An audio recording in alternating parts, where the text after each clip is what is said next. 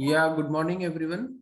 Uh, what we are seeing in the international market is more of a flattish trend across the board.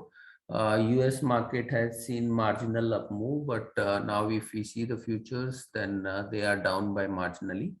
Asian markets are also more of a flattish. And even if we see the commodity also, no great movement is visible. Oil is flat, aluminum is also flat, copper is marginally down by around 0.7%, iron ore down by 0.3, and steel is flat. So nothing so great clue from the international market. In today's trade, similar thing can get reflected into Asian Indian market as well. Now I'll request technical team to take up first. Yeah, thank you, sir. Good morning, all of you. See, yesterday we see some positive momentum in market, but we faced the immediate resistance around 16,600 in upside. We expect Nifty trading within the range and maybe see some profit booking at this resistance level. Intraday Nifty important support zone at place 16,500. Below 500, we expect pressure and market. It will drag towards 16,430, 16,350 at downside. Yesterday, we see some positive momentum in metal, FMCG, and financial stock, and remain positive today also. But we can see some sideways movement also in this sector.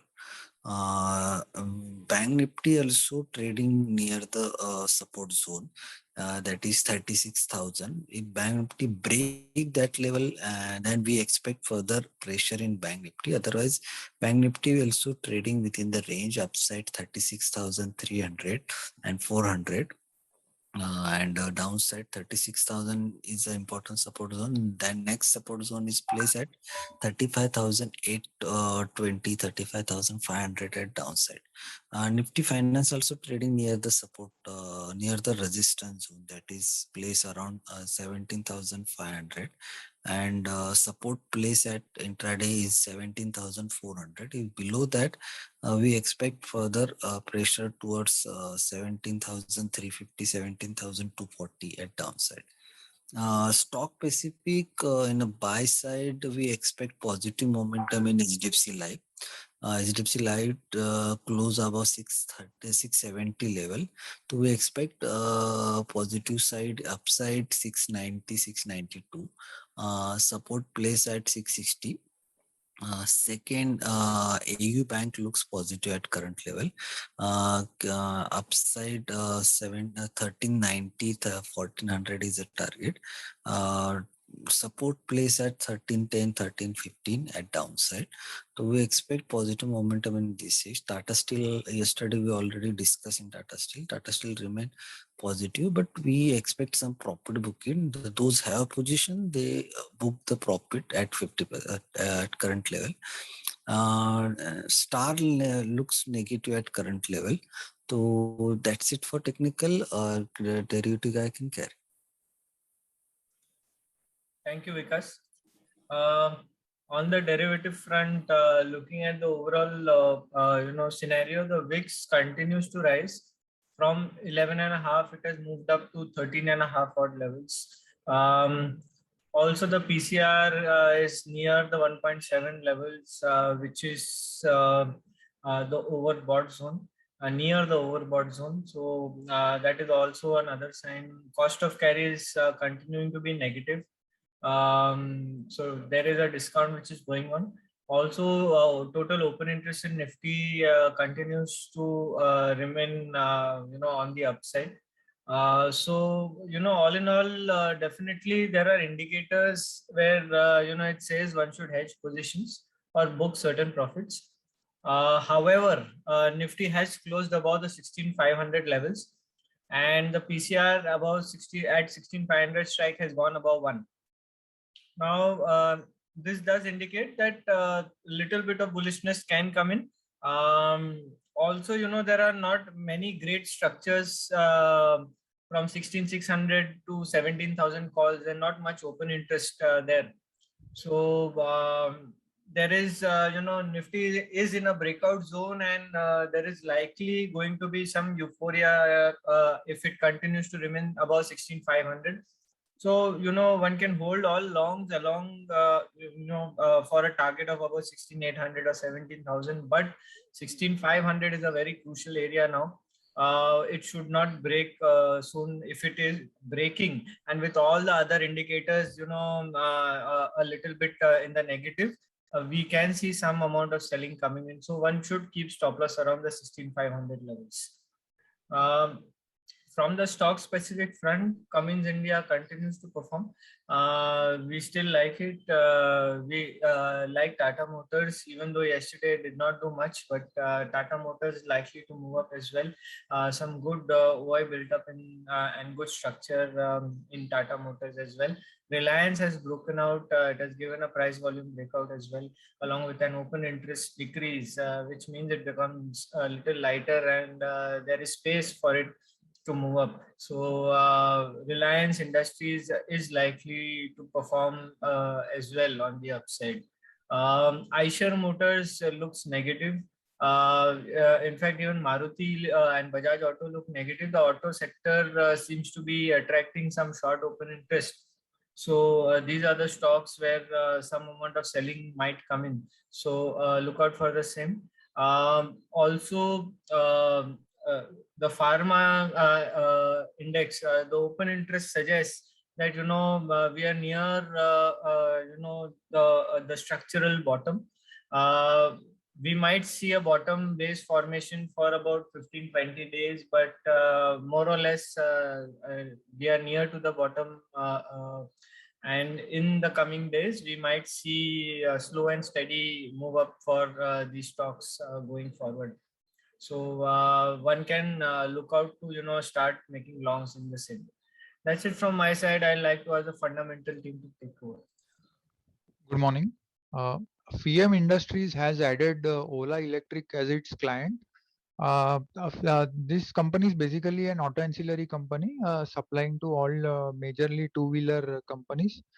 It will be the sole supplier of headlamps, tail lamps, indicators and mirrors for Ola's newly launched scooter. So this development should be positive. And apart from this, just from a perspective of the whole two-wheeler industry, the initial capacity of Ola this year will be 20 lakh units. And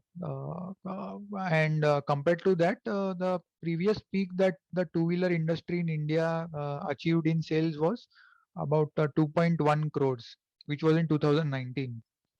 So this capacity in first year is almost 10% of that. But next year, Ola has indicated that their capacity will increase to almost 1 crore units, which will be almost half of India's capacity. So this says that they are a serious challenger to the incumbent two-wheelers. And more so, the near-term threat should be more to two-wheeler companies who are more on the scooter side, because their portfolio primarily is on the scooter. So from that perspective, TVS and Honda should be at some danger. Hero primarily is a motorcycle company, and also Bajaj. So they both should be less affected. That's it from my side. Thank you. Good morning, everyone. Yesterday, Aarti Industries has announced that they would be having a board meeting on 19th of August to consider the demerging of the pharma business. So, pharma business of Aarti has been doing very well and has grown at least 20% for the past 5 years. It constitutes around 17% of total sales and has EBITDA margins of 23%. So, this is in line what the management has earlier also said, that they would be unlocking the value for the shareholders. So this is a positive development. We'll get more details when the actual decision would come. Thank you. Yeah, 2-3 more news. Yesterday, HOEC had a con call, and they had confirmed that the oil available in the B80 field is quite large. Earlier estimate was indicating that the B80 field can run for 7 years. Now with the revised estimate, this field can run for 30 years with the same production level. So that was quite positive, which we were indicating before the result as well. We had seen that the stock has moved up in expectation of this announcement. So for time being, the stock has already performed, and post this news, quite possible the stock may remain sideways. But the long-term perspective continue to remain positive. So any good correction can be used to buy the stock. Apart from that, we had seen sugar prices in the international market moving up and now trading at around 20 cents per lab, which is highest in many years. And the benefit of the same for a longer term perspective may not be visible in India, but for the short term, we are seeing that the domestic prices are also moving up. They have moved up from around 33 rupees to now 35.50 rupees. 2 rupees in sugar is big and can translate a lot of into profit. So this will act as quite positive for most of the sugar companies, both North and even Maharashtra Sugar Company as well. So this will act as a positive. Long term, the production of the inventory at the end of this current year is expected at around 8 million ton, whereas next year production post diversion to B heavy is expected at around 31.5, and even if we take consumption at around 25.5, the closing inventory will work out to around 14 million ton. And so as such, we need to export around 6 million ton to reach to the same inventory level. So the sugar for the next year outlook is like there will be a lot of surplus, and government need to support this export. Currently, government is giving around 4 rupees subsidy to export the sugar, and with the increasing international prices, there will be a threat that this government may reduce this subsidy. So though the time being sugar prices are moving up in line with international prices, but quite possible if the government announce reduction in the subsidy, these prices can correct. So for time being, till that happen, things are positive. Sugar stock can move up. Apart from that, yesterday China steel production came. Production and export data came. Production declined substantially to around 86.8 million ton, as compared, that was declined by around 7% year on year, and also around 7.5% quarter on quarter. This is the impact of what Chinese government has removed the subsidy on exports. So the full benefit, full impact of that got visible in July month, and the production declined. But if we see the export data has not shown year on year, it has increased by 35% in expectation of further government action of export subsidy or international high prices. The export year on year has increased by around 35% to 5.7 million ton, but domestic, month on month it has declined by around 12%. So export is showing declining trend more on a month on month basis, as the consumption in domestic market is reducing and international prices are high. So impact of the same has already been seen in iron ore prices. As the production has declined, then the demand for the iron ore has come down, and that has resulted into a substantial reduction in the iron ore prices in the Chinese market. So these iron ore prices, what we see, that are likely to remain low in coming period, as well as the production cut will continue and may come even higher at in the next month.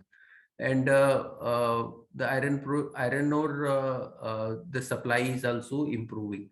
So this will act more of a negative for iron ore company, not for the steel. And iron ore, we have NMDC here in India, and apart from that, there are quite a few pellet manufacturers are there that will also get impacted. The pellet manufacturers are Sarda Energy, then Godavari Power, and then even Sham Metal, which has got listed recently, and JSW, Jindal Shaw. So these are few players which are there in iron ore pellets, which they export it to international market, and that will get impacted. So that's all from us. Thank you very much and have a good day.